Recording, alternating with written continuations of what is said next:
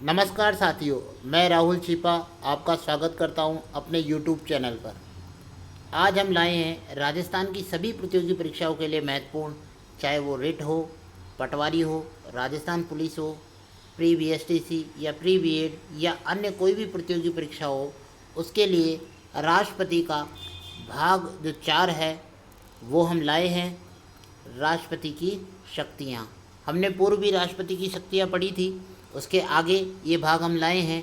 तो अभी तक अगर आपने हमारे चैनल को सब्सक्राइब नहीं किया हो तो जल्दी से सब्सक्राइब कर लीजिए। और हाँ, राष्ट्रपति से संबंधित वीडियो अगर आप देखना चाहें तो नीचे डिस्क्रिप्शन में लिंक दिए गए हैं, आप उनको अवश्य देख लीजिएगा ताकि ये जो संपूर्ण टॉपिक जो राष्ट्रपति है वो आपको समझ में आ सके। आइए प्रारंभ करते हैं राष्ट्रपति की शक्तियाँ। साथियों, हमने अभी तक राष्ट्रपति की जो शक्तियाँ देखी है उसमें जो हमने अंतिम रूप से देखा था अध्यादेश की शक्तियाँ देखी थी, यानी राष्ट्रपति का जो महत्वपूर्ण अनुच्छेद है, अनुच्छेद 1, 2, 3 हमने देखा था जिसमें वह अध्यादेश जारी कर सकता है। आज जो हम देखने वाले हैं वो है राष्ट्रपति की वित्तीय शक्तियाँ। आइए देखते हैं। राष्ट्रपति की वित्तीय शक्तियों के अंतर्गत देखिएगा, सबसे महत्वपूर्ण जो उसके पास है धन विधेयक और वित्तीय विधेयक संबंधी है। धन विधेयक, वित्तीय विधेयक राष्ट्रपति की पूर्व स्वीकृति से लोकसभा में ही प्रस्तुत किए जा सकते हैं। तो यहाँ से प्रश्न बनना अति आवश्यक रूप से बन सकता है कि धन विधेयक किसकी पूर्व अनुमति के प्रस्तुत किया जाता है, तो राष्ट्रपति की पूर्व अनुमति के किया जाता है। और किस सदन में प्रस्तुत किया जाता है, तो धन विधेयक लोकसभा में प्रस्तुत किया जाता है। सामान्य जो विधेयक हैं वो दोनों में से किसी भी सदन में हम प्रस्तुत कर सकते हैं।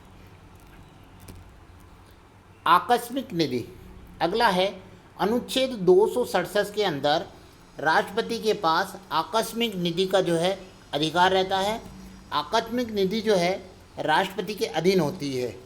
कोई भी अगर आपदा आती है तो आपदा आने पर इससे जो खर्चा है सरकार कर सकती है और बाद में संसद उस खर्चे को स्वीकृति प्रदान कर सकता है। तो आकस्मिक जो निधि है उस पर जो अधिकार है राष्ट्रपति का होता है। एक होती है संचित निधि। संचित निधि जो होती है वो संसद की स्वीकृति के बाद सरकार के सभी कार्य इस संचित निधि के तहत होते हैं। तो संचित निधि में से खर्च करने से पूर्व राष्ट्रपति के द्वारा अनुमति ली जाती है। वित्तीय शक्तियों में अगला है अनुच्छेद 280, जिसके अंदर राष्ट्रपति प्रत्येक 5 वर्ष में वित्त आयोग का गठन करता है। राष्ट्रपति को ये अधिकार है कि प्रत्येक 5 वर्ष की समाप्ति पर वित्त आयोग का गठन करें।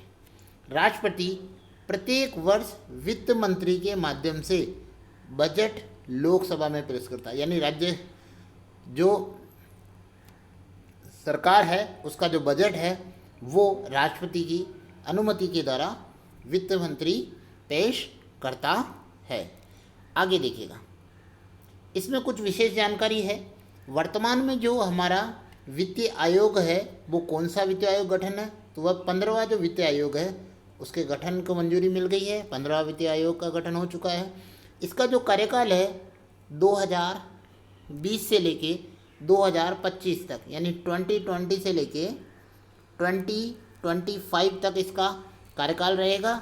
और इसके जो अध्यक्ष हैं श्री NK सिंह को बनाया गया है। तो ध्यान रखिएगा, 15वें वित्तीय आयोग का गठन किया जा चुका है। आगे हम जो देखेंगे वो है न्यायिक शक्तियाँ। न्यायिक शक्तियाँ बड़ी महत्वपूर्ण हैं क्योंकि इसमें से 2-3 ऐसे प्रश्न हैं जो बनने की संभावना रहती है। तो न्यायिक शक्तियों पर मैं स्टार लगा देता हूँ ताकि आप इसका ध्यान रखेंगे। न्यायिक शक्तियों में जो हमने ट्रिक याद की थी उसके साथ सबसे महत्वपूर्ण है अनुच्छेद 72, क्षमा से क्षमादान की शक्तियाँ। यानी राष्ट्रपति अनुच्छेद 72 के अंदर राष्ट्रपति किसी भी व्यक्ति की सज़ा कम कर सकता है, उसे माफ़ कर सकता है, या जो मृत्युदंड है उसको भी क्षमा कर सकता है। मैंने आपको पहले भी बताया था, ध्यान दीजिएगा, यही जो क्षमादान की शक्ति है राष्ट्रपति को तो मिली है अनुच्छेद 72 के अंतर्गत, जबकि राज्यपाल को यही शक्ति 161 के अंतर्गत मिली हुई है। और मैंने आपको ये ट्रिक भी याद करने के लिए बताई थी कि अगर पहले और दूसरे को जोड़ देंगे तो वो बन जाएगा 7, और पहले और तीसरे को जोड़ देंगे तो वो बन जाएगा 2, यानी 72। तो राज्यपाल से हम राष्ट्रपति का अनुच्छेद भी याद कर सकते हैं। राष्ट्रपति और राज्यपाल में इतना ही अंतर है कि समाधान की शक्तियों में कि जो राज्यपाल होता है वह मृत्यु जो दंड है उसको क्षमा नहीं कर सकता है, बाकी समान जो शक्तियां हैं उसे राष्ट्रपति के समान मिली हुई है। चलिए आगे देखते हैं। अनुच्छेद 124, अनुच्छेद 124 के तहत सर्वोच्च न्यायालय में और अनुच्छेद 217 के तहत न्यायाधीशों की वह नियुक्ति करता है। यानी भारत के जो सर्वोच्च न्यायालय है, हमारा जो सुप्रीम कोर्ट है, उसके मुख्य न्यायाधीश की नियुक्ति करता है और मुख्य न्यायाधीश की सलाह पर अन्य न्यायाधीशों की नियुक्ति करता है। उसी प्रकार राज्यों के लिए वह हाई कोर्ट का जो हमारा है उच्च न्यायालय, उसमें जो मुख्य न्यायाधीश है उसकी नियुक्ति करता है और राज्यपाल और मुख्य न्यायाधीश की सलाह पर अन्य न्यायाधीशों की नियुक्ति करता है। तो ये भी इसके पास अधिकार मिला हुआ है। अगला जो महत्वपूर्ण जो अधिकार है वो है परामर्शदात्री अधिकार। ध्यान दीजिएगा, इस पर मैं डबल स्टार लगा रहा हूँ आपके। अनुच्छेद 143 143 के अंतर्गत राष्ट्रपति के पास परामर्शदात्री अधिकार मिला हुआ है। इसमें क्या हुआ है, यदि राष्ट्रपति को संवैधानिक प्रश्न की समस्या उत्पन्न हो जाए या कोई सार्वजनिक विषय से संबंधित प्रश्न हो या किसी तथ्य या विधि को जानने वाला प्रश्न हो, तो राष्ट्रपति अनुच्छेद 143 के अंतर्गत उच्चतम न्यायालय से यानी सुप्रीम कोर्ट से सलाह मांग सकता है। भाई आप मुझे सलाह दीजिए, मुझे इसमें क्या किया जाना चाहिए। पर इसमें एक खास कंडीशन है, वह जो राष्ट्रपति है सुप्रीम कोर्ट को सलाह देने के लिए बाध्य नहीं कर सकता। यानी सुप्रीम कोर्ट है, सलाह देने के लिए बाध्य नहीं है, और अगर सुप्रीम कोर्ट सलाह देता है तो राष्ट्रपति सलाह मानने के लिए बाध्य नहीं कि भाई इस सलाह को माने या नहीं माने, सिर्फ विचार विमर्श कर सकते हैं, सलाह ले सकते हैं। अगली जो राष्ट्रपति की शक्तियां आ रही हैं वो आ रही है आपातकालीन शक्तियां। ये आपातकालीन शक्तियों से प्रश्न भी बन सकता है, क्योंकि आपातकालीन शक्तियां बड़ी महत्वपूर्ण मानी जाती हैं। देखिएगा, सबसे पहले हम जान देंगे आपातकालीन जो शक्तियां हैं उनका स्रोत यानी किस देश के संविधान से ली गई है। तो पहला प्रश्न यहाँ बन सकता है, तो ध्यान रखिएगा, जर्मनी के संविधान से आपातकालीन शक्तियां ली गई हैं। संविधान के भाग 18 इनके अंदर कह रही इसका वर्णन है। और अनुच्छेद कहाँ से कहाँ तक है, तो अनुच्छेद 352 से लेकर 360 तक आपातकालीन शक्तियों का वर्णन किया गया है। तो आपातकालीन शक्तियाँ कितनी हैं, तो राष्ट्रपति के पास आपातकालीन जो शक्तियाँ हैं उनकी संख्या 3 है। 3 इनकी संख्या बताई गई है। देखिएगा कौन कौन सी है। तो नंबर 1, राष्ट्रीय आपातकाल। अनुच्छेद 352 के तहत राष्ट्रपति के पास पहला जो आपातकालीन शक्ति है वो राष्ट्रीय आपातकाल की है। नंबर 2, राष्ट्रपति शासन। अनुच्छेद 356 के अंतर्गत राष्ट्रपति के पास दूसरी जो आपातकालीन शक्ति है वो है राष्ट्रपति शासन। तीसरा है वित्तीय आपातकाल। अनुच्छेद 360 के अंतर्गत ये इनकी तीसरी शक्ति है, और ये तीनों ही बड़ी महत्वपूर्ण है। आइए इनको हम देखते हैं। सबसे पहली जो शक्ति है वो हमारे पास है राष्ट्रीय आपातकाल। अनुच्छेद किसके अंतर्गत आता है, तो अनुच्छेद 352 के अंतर्गत आता है। ये कब लगता है, तो ध्यान दीजिएगा, युद्ध हो जाए, बाह्य आक्रमण व आंतरिक अशांति के कारण भारत या उसके किसी भाग राज्य क्षेत्र पर यह राष्ट्रीय आपातकाल लगाया जा सकता है। अब देखिएगा, इसमें एक विशेष संशोधन हुआ है, जो अशांति जो शब्द है उसको हटा दिया गया था और उसके स्थान पर सशस्त्र विद्रोह शब्द जोड़ दिया गया था। तो यह जोड़ा गया था 44वें संविधान संशोधन के द्वारा 1978 में अशांति शब्द को हटाकर सशस्त्र विद्रोह शब्द जोड़ दिया गया था। अब इसके बारे में हम जानते हैं कि अगर ये राष्ट्रीय आपातकाल लग जाता है तो क्या क्या होता है। तो देखिए इसका समय कितना है, तो इसको लगाते जब 1 माह होता है और फिर 6 माह इसको बढ़ा देते हैं, और इसकी अवधि निश्चित नहीं होती, यानी इसका समय निश्चित नहीं हो सकता, इसको बढ़ाया जा सकता है। क्या होता है इसके अंदर का देखिएगा, केंद्रीय मंत्रिमंडल की यानी केंद्रीय सरकार की लिखित सिफारिश पर यह लागू किया जाता है। प्रारंभ में ये 1 माह तक लागू होता है और संसद यानी लोकसभा और राज्यसभा दोनों विशिष्ट बहुमत के द्वारा 2/3 बहुमत के द्वारा 6 माह के लिए इसे आगे बढ़ा सकते हैं, यानी 6 महीने के लिए इसे बढ़ा सकते हैं। अगर इसको ख़त्म करना हो, मान लीजिए इसको ख़त्म करना हो तो क्या करेंगे, साधारण बहुमत से इसको ख़त्म किया जा सकता है। ये ध्यान दीजिएगा, लगाना विशिष्ट बहुमत से, हटाना साधारण बहुमत से। और अगर मैं इसको आगे बढ़ाना चाहता हूँ तो प्रति 6 माह के बाद मुझे आगे बढ़ाने के लिए इसके लिए अनुमति लेनी पड़ेगी। ध्यान दीजिएगा, जिस प्रकार आपातकालीन शक्तियाँ 3 हैं, उसी प्रकार ये जो अनुच्छेद है ये राष्ट्रपति के द्वारा राष्ट्रीय जो आपातकाल है अभी तक 3 बार लगाया जा चुका है। भारत में 3 बार राष्ट्रीय आपातकाल लगाया जा चुका है। देखते हैं कब कब लगा है। तो देखिएगा, राष्ट्रपति के द्वारा जो ये राष्ट्रीय आपातकाल लगा है तो नंबर 1 62 के अंदर 1962 में भारत और चीन युद्ध हुआ था, तब ये लगा गया था। उस समय हमारे जो राष्ट्रपति थे डॉक्टर राधाकृष्णन थे और प्रधानमंत्री नेहरू जी थे। दूसरी बार जो लगा था 1971 में भारत और पाक युद्ध के समय में लगा था। उस समय हमारे राष्ट्रपति वीवी गिरी थे और प्रधानमंत्री इंदिरा गांधी थी। तीसरा लगा था 75 में, आंतरिक अशांति के आधार पर लगाया गया था। उस समय हमारे राष्ट्रपति थे फखरुद्दीन अली और उस समय प्रधानमंत्री थी इंदिरा गांधी। ध्यान दीजिएगा 62, 71, 75, तो हमें थोड़ा सा ये ध्यान रखना है। और राष्ट्रपतियों का क्रम देखिए तो रागिरी अली